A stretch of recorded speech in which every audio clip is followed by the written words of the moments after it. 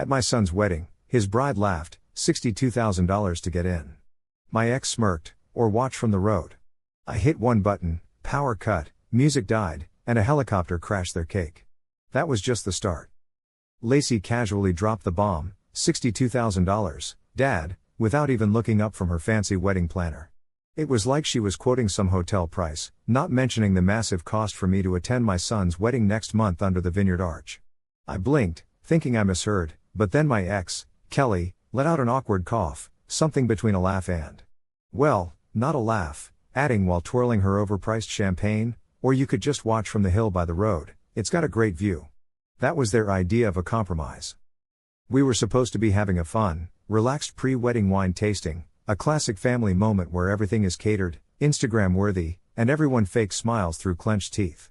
Lacey was dressed to the nines in this crisp, white linen dress, while Kelly opted for something that screamed spiritual but was definitely fake.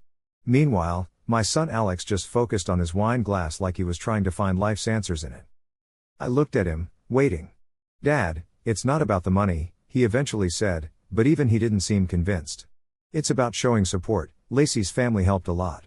By that, he meant her dad bought the venue and her mom paid for that fancy drone videographer. I was just supposed to be thankful for breathing their vineyard air. I glanced at the fancy invite card, with its gold trim and calligraphy that read, "Attendance requires contribution to Joy Fund, $62,000 minimum." Below that, two options, with contribution or decline. I stayed quiet, took out my phone, and scrolled to a contact I hadn't reached out to in ages, and hit call. Activated, I said, cool and calm. 5 minutes later, despite hearing Kelly whispering to Lacey, probably making some comment about how dramatic I always was, I didn't care. I had set this up weeks ago. They thought it was for drone footage, but I never corrected them. This wasn't revenge, more like me wanting to be heard without uttering a word. Exactly 4 minutes and 38 seconds later, the lights flickered, the pretty string lanterns went out, and the music stopped. No, this wasn't sabotage or anger, it was my way of drawing a line without saying a thing. Everything went silent, and then a helicopter swooped in low over the trees, causing a huge scene with people gasping and a lady screaming. The wind from the blades sent wine glasses crashing and menus flying. They had brought in a fake wedding cake for photo ops, one of those visual rehearsals. Lacey screamed, "My cake!" as it flew off the stand. The chopper landed right in the middle of their fancy floral aisle. I just stood there, still holding the invitation in one hand, my thumb resting on the remote control's power button in my pocket. But that was only the beginning. To understand how this all came about, let's rewind a bit. When I first paid Alex's tuition, all I got was a one-word text, tech. No call, no thank you for my contribution, just tech and a thumbs up emoji. I convinced myself he was just busy. The next time, it was Lacey who reached out, not to thank me, but to ask if I could up my rent support because parking wasn't included. No hey, we found a place, or we are excited, just another bill, disguised as chit-chat. After the divorce, I got used to being invisible. Kelly kept the house, I got the bills. I didn't put up a fight, I just wanted Alex to feel secure. That's what I told myself every time I wired money and let Kelly tell friends she was rebuilding, while I worked extra hours to fund her yoga retreats and Alex's yearly MacBook needs. I kept hoping they'd finally realize what I was doing, but they never did. Alex graduated, moved in with Lacey into a condo I co-signed for, though nobody mentions that. She called it their freedom phase, as if I wasn't still paying the water bill. Then came the wedding. It was supposed to be a simple courthouse affair with a dinner afterward, but once her parents got involved, it morphed into a 200-guest vineyard extravaganza. 3 outfit changes, a champagne wall, and a string quartet flown in from Italy because the groom's side needed to match the bride's.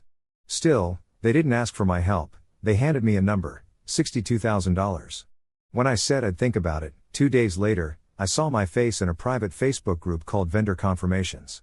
Lacey had posted a poll about which chair style screamed generational wealth more, with a comment below saying they were waiting on groom's dad's payment to finalize the tint design. I hadn't even agreed to it. So, here's the deal. On the same day, I got this text from my ex-wife Kelly saying, "Let's not make this harder than it needs to be, they're your family too." Meanwhile, I'm thinking, Kelly, come on, you're already late with the deposit, and from Alex, my son, not a peep, not even a hey dad, sorry everyone's being rough on you like that. Anyway, I decided to brush it off, thinking I'd handle it after the tasting event. Big mistake. The day after, there was this whole mess with a helicopter landing on their ridiculously expensive wedding cake. I was gearing up for a major fallout, but got nothing but silence instead. Then the rumors started. Lacey's cousin, who I hadn't seen since Alex's high school graduation, posted this blurry video of me just standing around at the tasting. The caption was all, "When the dad thinks it's his day #toxic masculinity #my wedding." The comments went wild, stuff like, "Isn't he the one who walked out on them?" And Debbie energy, or "If you can't pay just say that." They were using my silence against me, and boy, were they winning, until Amanda called. She's my niece, Kelly's sister's daughter, you know, that quiet kid at family dinners. She was crying and telling me, "They're saying horrible stuff about you in the family chat." I sort of knew already, but then she said, "No, they're rewriting everything, saying you refused to help, that the helicopter was your meltdown moment. Lacey's calling you unhinged." That hit me hard. Amanda sent me screenshots, dozens of messages from Kelly saying I've always had control issues, and Lacey claiming I was just bitter and couldn't handle Alex growing up.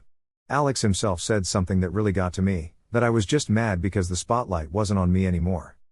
The next morning, I drove to a storage unit I hadn't opened in 5 years.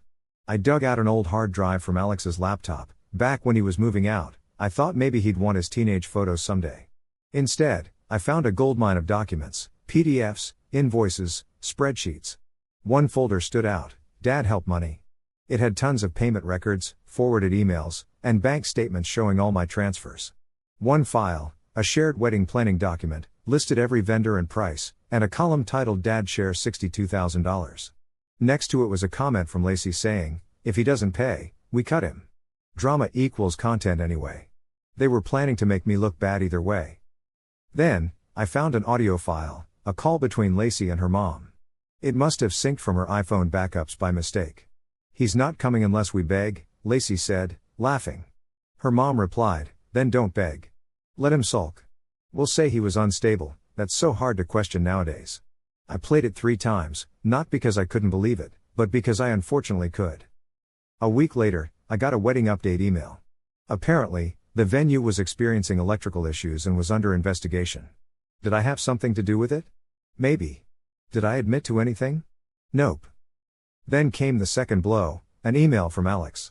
Not a text, an email. It said, "Hey Dad, given everything that's happened, we think it's best you don't attend. You'll be refunded your RSVP contribution. All the best, Alex." Refunded? I hadn't paid a dime. So I replied with 2 words, "Declined refund." And I attached the MP3, the voice memo with Lacey and her mom's little plan, and blind CC'd every vendor on that spreadsheet. Signed it from the father of the groom, still paying, still watching. The day after, the cake designer canceled, the violinist posted a vague TikTok about turning down unethical gigs, and someone hacked Lacey's Pinterest board, replacing all the mood boards with black and white stills of disaster weddings. I got another email, this time from Kelly, asking, "What are you doing? You're going to ruin his life. You've always been jealous of anyone who loves him more than you." I didn't bother responding, just forwarded it to Amanda with the subject, "File under gaslight." Then I made a call I hadn't made in years, to my brother, Mark.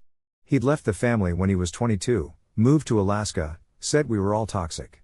I used to think he was just bitter, now I know he was just ahead of the game. "Mark," I said, "you still got that drone license?" He chuckled, "Still got the drone too."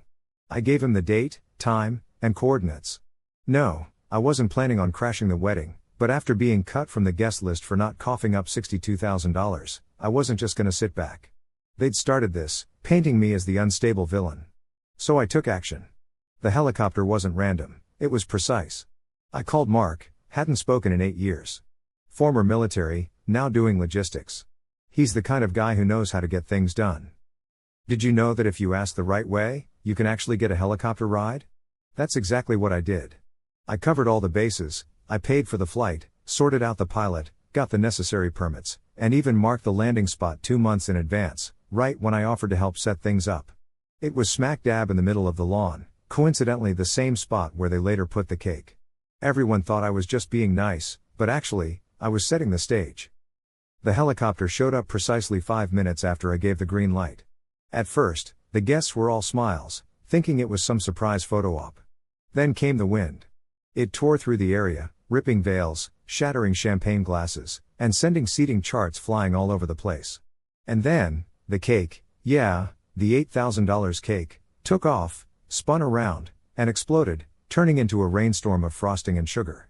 Kelly screamed, Lacey just stood there covered in fondant, and Alex, my son, stared at the mess as if it was some reflection of his life. While chaos unfolded around me, I stayed calm and walked straight to the stage. There was a mic set up for the speeches and first dance. I grabbed it and announced, before the dancing starts, I'd like to share the first truth. You could hear a pin drop. A few people whipped out their phones to record. Lacey charged at me, yelling that I was harassing them. Ignoring her, I pulled out my tablet and hit play. The audio boomed over the speakers, Lacey and her mom plotting, he's not coming unless we beg, and then deciding not to beg. Instead, they just label me unstable because, as they put it, no one questions trauma anymore. I told everyone, got that from her iCloud backup, synced to a phone she didn't know I could access. She was gonna frame me if I didn't pay up. Lacey freaked and lunged for the tablet, but I was ready. Don't worry, I assured her. There are copies, including with the venue's legal team since I paid their deposit. That shut her up. Then, I played the second file, a shared Google Doc labeled Wedding Planning Master. One line under Dad's share reads $62,000, with a comment, if he refuses, cut him. Drama equals content anyway. I turned it towards the guests, no need for explanation. Screenshots spoke louder than words. Then I called Amanda, my niece, up to the mic. The only one in the family who ever genuinely asked if I was okay. She took the mic, calm and collected. Hi, I'm Amanda. I saw the family group chat. I saved it, just in case. She showed everyone more messages, he's selfish. He'll pay eventually. If not, we cut him at rehearsal dinner for better headlines. There were more gasps. Kelly was livid. You can't do this, not here, not today, she shouted. I kept my eyes on her, you did this. I'm just finishing the sentence. Lacey made one last attempt, saying I was ruining their wedding. But I shot back, no, I'm answering it. You put a price on family, so here's your invoice. The crowd was no longer just spectators. Some were leaving, some filming, some tearing up. Alex, my son, hadn't said a word. He looked at me just once. I didn't say anything back. I wasn't talking to him anymore. I left the tablet on the stage and calmly walked out. The wedding playlist resumed, oblivious to what had just happened. Maybe for them it was nothing, but for me, that was the last time I'd stand in a lie and pretend it's love. The next morning, my phone was blowing up with 37 missed calls, 12 from Kelly, 7 from Alex, a few from a random wedding influencer, and even one from Lacey's dad. I didn't pick up a single one. I just made coffee, opened my laptop, and posted one thing, my role in the wedding, a statement. No names needed. I uploaded the screenshots, the planning doc with Dad's share, Alex's text saying I wasn't essential anymore, Lacey's audio clip plotting the trauma angle, and receipts for every dime I'd spent, right down to the chair covers. I didn't go off on a rant. This isn't about revenge, I wrote. It's about patterns and the cost of silence. What happens when you stop letting people put a price on your guilt? Within the hour, the post had gone viral with 3,000 shares. By noon, those screenshots were everywhere, even pinned to a wedding subreddit. Someone turned it into a TikTok recap with piano music in the background. The hashtag #JoyFunJustice started trending. But the cherry on top? Vendors started chiming in. We were told he refused to pay. Turns out, he was the only one who did.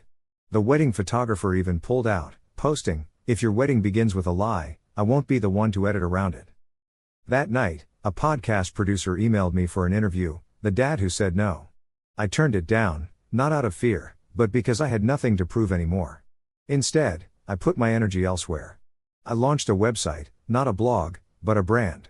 A simple, minimalist design in black and white with one message on the homepage. You don't.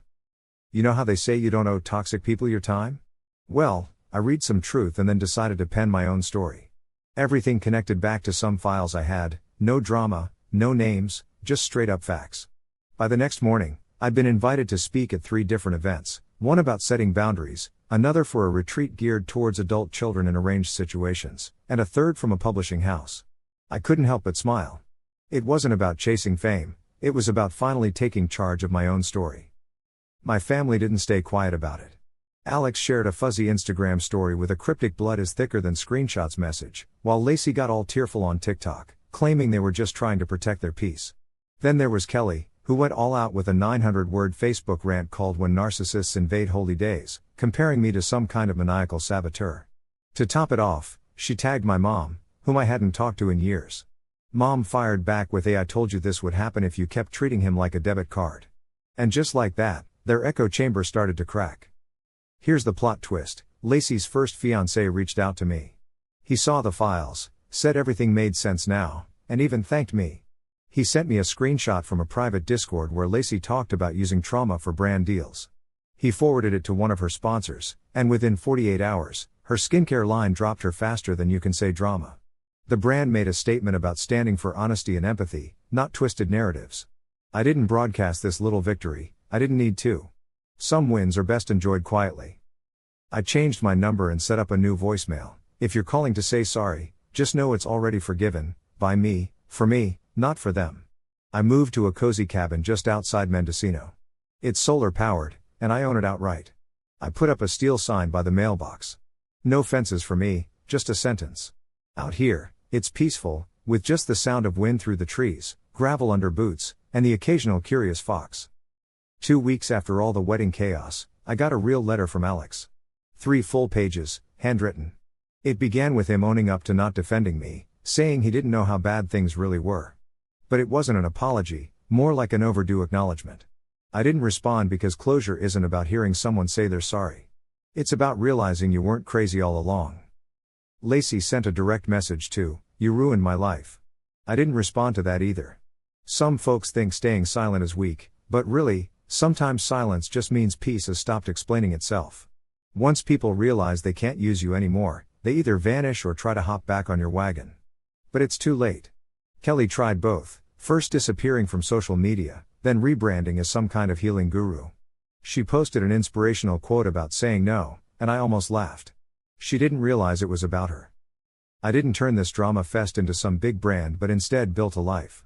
I started a consultancy, working with folks who need help setting boundaries with their families. My first workshop, How to Say No Without Writing a Novel, sold out in just 2 days. The cabin, which isn't on Google Maps, has a gate sign with RSVP declined in the same font as the wedding invite, only now it doesn't ask for payment. It signifies I'm done.